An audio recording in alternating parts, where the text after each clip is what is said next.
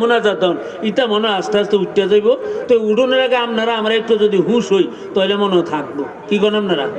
এটার দিকে তোর খেয়াল রাখবেন। আক্তার মা বাবা লেগে চল্লিশা করে, এটার অর্থ এই না যে শুধু যে আক্তারের মাল লেগে দোয়া করিলাম আমরা, অন্যগুলাই করতাম না।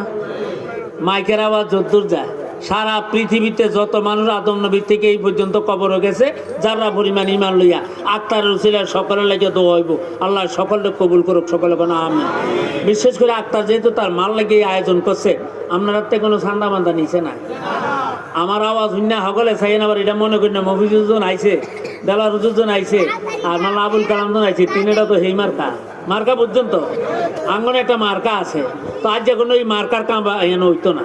এইটা যে সব আলো ছয় আক্তার উপরে, মহিও দিয়ে আক্তার উপরে, সব আজ যে আক্তার উপরে যাইব। কারো ভাই যে কোনো আলো নাই, মহিও নাই। তবে আল্লাহর রাস্তে আল্লাহর নবী মসজিদের মিম্বরও 3 বার কয় আমিন। কয়বার?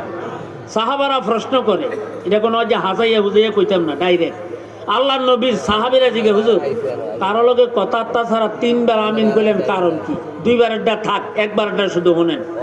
1 বারেরটার কত হইল? ওই আসমানে আজ যেটা সংসদ বইছে, কোন আপনারা কি খানজালা ঘুম যাইতে আছে? ওই আসমানের সংসদ বইছে, আল্লাহ স্পিকার হইয়া ফিরিস্তা করে পার্লামেন্টের সদস্য বানাইয়া 3টা আইন উত্থাপন করছে, নবী আমনের দরবারের মধ্যে ফাটাইছে অনুমোদন দেওয়ানের লেগিয়া।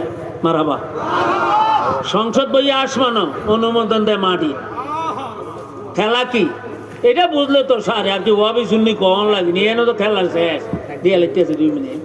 আমার ভাইয়েরা, তখন আল্লাহর নবী জিগাইলেন ঘটনা কি? কয় যারা